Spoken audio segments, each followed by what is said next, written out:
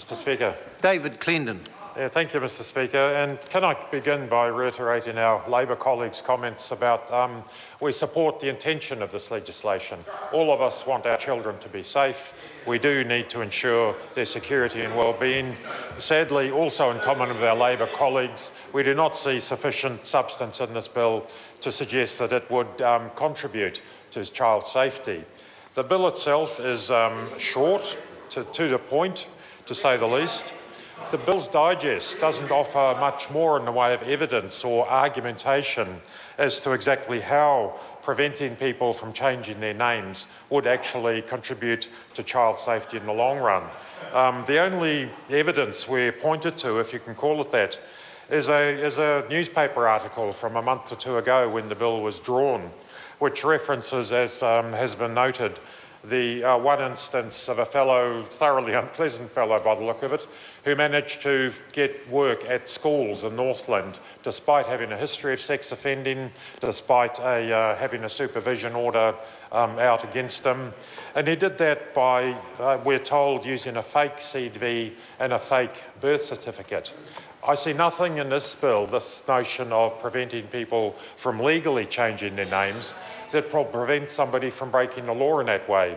And sadly, we had, yes, I won't go into people using birth certificates badly, that's irrelevant. But there is nothing in this legislation that would prevent the sort of wrongdoing that this fellow used to get himself into that position where he ought never to have been. The point's also made that he adopted various aliases, which again, the legislation might prevent somebody from legally changing their name, but would do nothing to stop them using aliases, other forms of false identity, which would enable them to avoid and evade any controls on their behaviour. The bill goes beyond that. Unfortunately, the drafting of the bill is such that not only sex offenders would be captured by it, it references 107B, Section 107B of the Parole Act, which includes a large number of offences, including violent offences, murder, a whole host of things, but it also deals with indecent assault.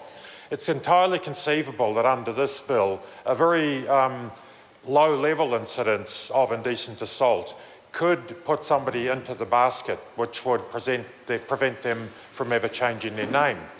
Indecent assault is not a minor matter, but there are levels of offending.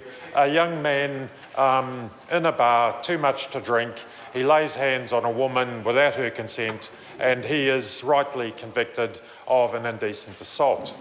In the cold light of day, sobered up, he thinks better of it and does not behave in that way again in his life. However, under the legislation proposed here, that young man would be forever prevented from changing his name legally for whatever reason he might choose to do. There's a raft of examples like that. The proposer of the bill did identify that there are a great deal of, a large number of offences under 107B that have no relationship to children or indeed sexual offending, and yet according to the drafting of this, anybody convicted of those would be captured by it, which makes me wonder at the disjunct between the name and the declared purpose of the bill and the actual effect of it if it did come into law. So we do have on the books a lot of alternative means of seeking to manage people who are genuinely, that have some risk to the community, child sex offenders. We do have the public protection orders, the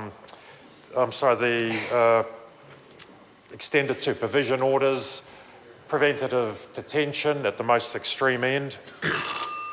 This bill could actually be quite dangerous, and that sometimes people do offend, they see the light, they turn their lives around and they seek to put their past behind them. Sometimes changing the name is a means of doing that. We heard this morning in submissions to the proposed child sex offender register that naming and shaming, so-called, often is counterproductive and that it might cause more offending rather than reduce the likelihood of offending.